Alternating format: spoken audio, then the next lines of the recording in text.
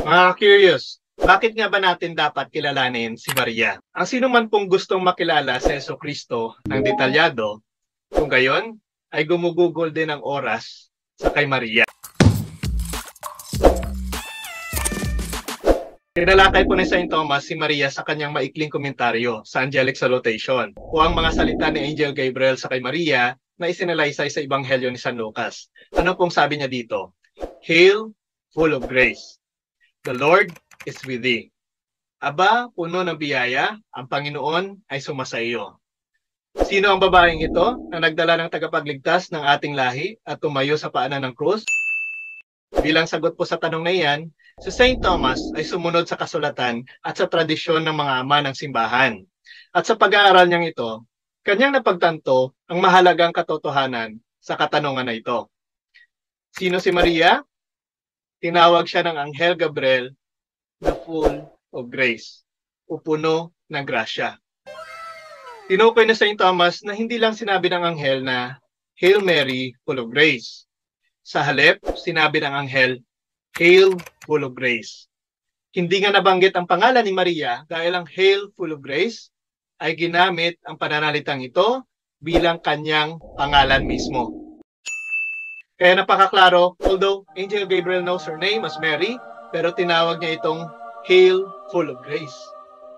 At walang ibang tao na tinawag katulad nito, maliban sa kay Maria. Ibig sabihin, Mary is not just an ordinary person, but plays an important role to our salvation. At yan po ang tatalakayan natin ngayon.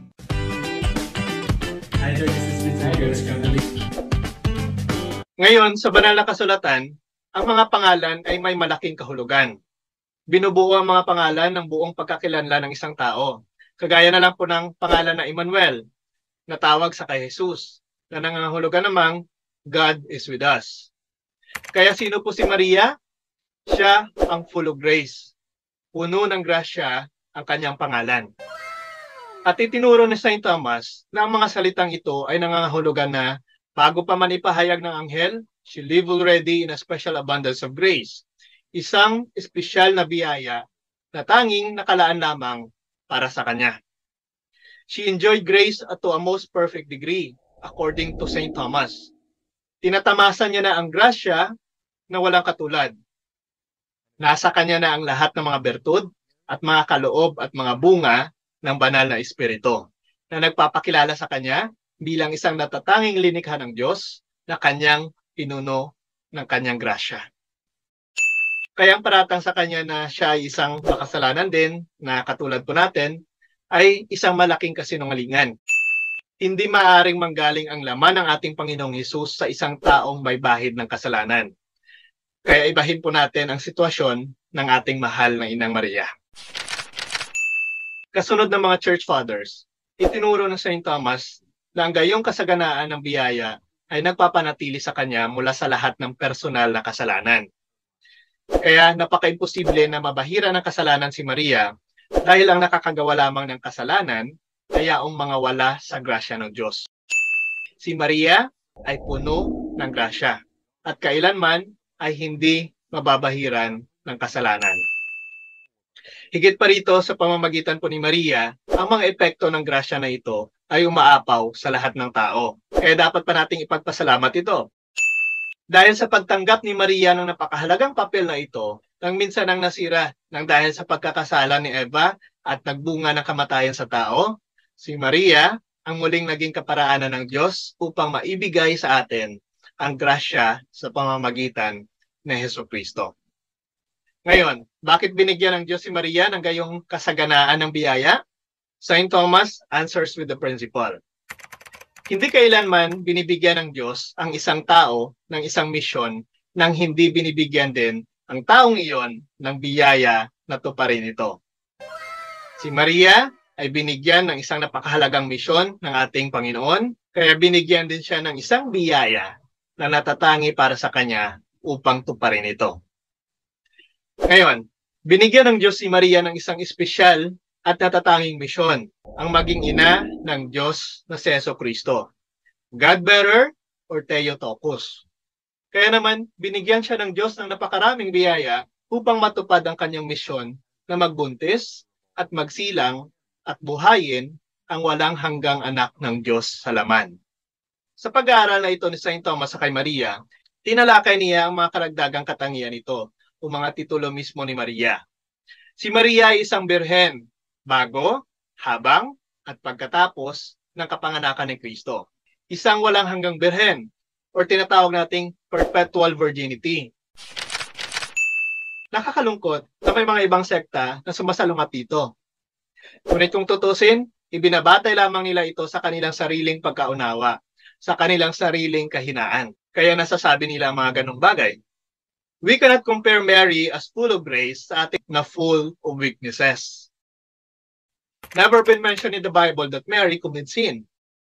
Sa isang artikulo, sinagot na St. Thomas ang lahat ng pagtutol ng mga tao sa turong iyon batay sa kasulatan. Pagkatapos ay pinaliwanag niya kung paano naging tunay na kasal ang kasal niya sa kay St. Joseph kahit na siya ay nanatiling birhen.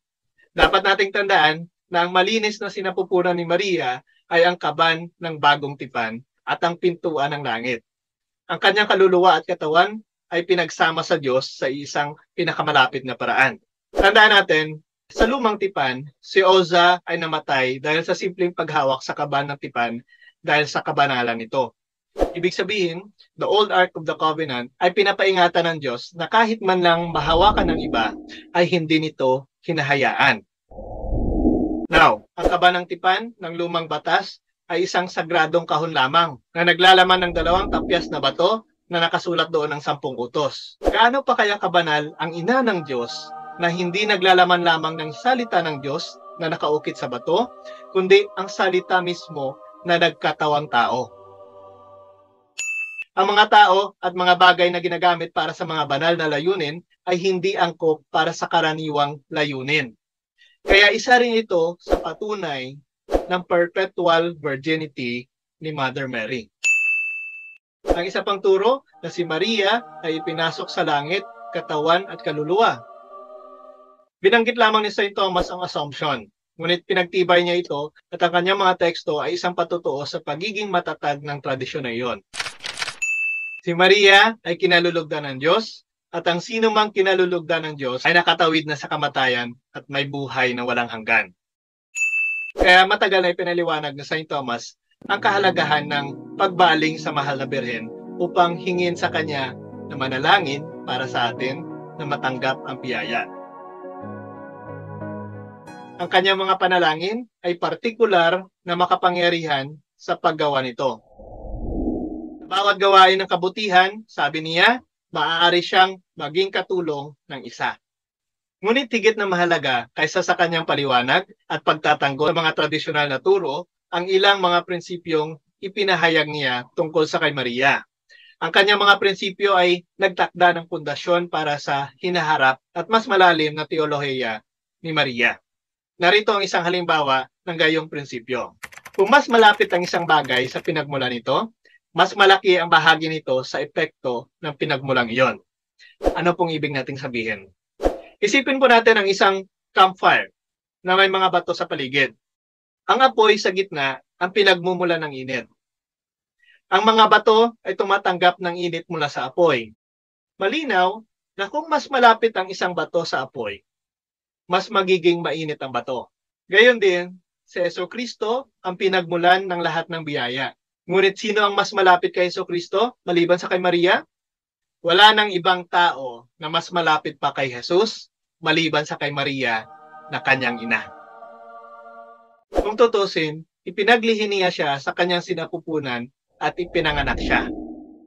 Hinawakan niya siya, binihisan niya siya, pinakain, pinukup, tinuruan, pinagluto siya, pinapatulog sa gabi, hinanap siya noong nawala siya sa templo, pinalaki siya sa pagkalalaki, binantayan siya sa pamamagitan ng kanyang pampublikong ministeryo, tumayo sa paanan ng kanyang krus, nagalak sa kanyang pagkabuhay ng muli, at nanalangin kasama ang ibang mga apostol para sa pagbuhos ng banal na espiritu sa Pentecostes.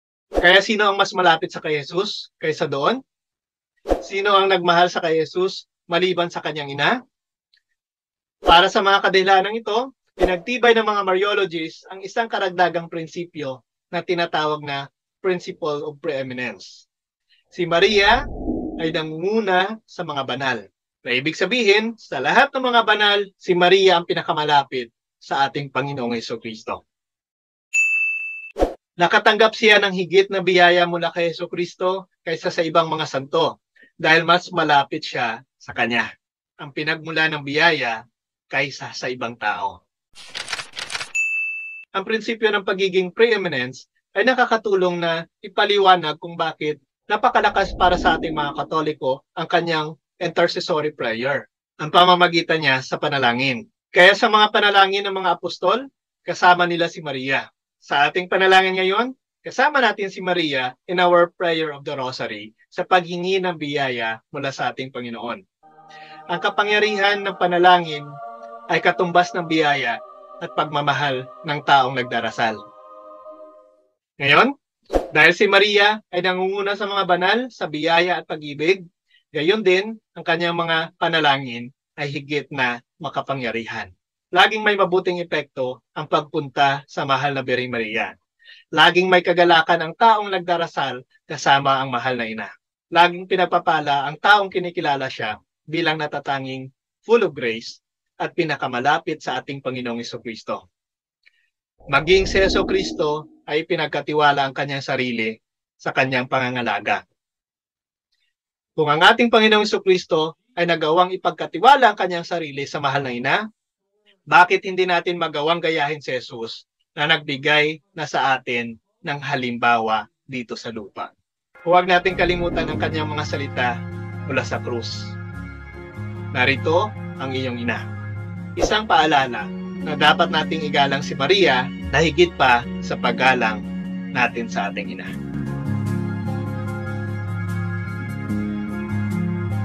Ayan, maraming salamat mga viewers sa inyong walang sawang pagsubaybay sa ating munting channel. Sana po'y nabigyan po natin kayo ng inspirasyon sa kahalagahan ng ating mahal na ina, si Birhen Maria, sa ating mga panalangin. Ayan, maraming salamat din po sa mga kapatid natin na walang sawang sumusuporta sa pamamagitan po ng inyong mga panalangin na may pagpatuloy po natin ang mga gawain na ito. At maraming salamat din po sa mga kapatid natin na nagpapadala ng kanilang mga suporta through sending stars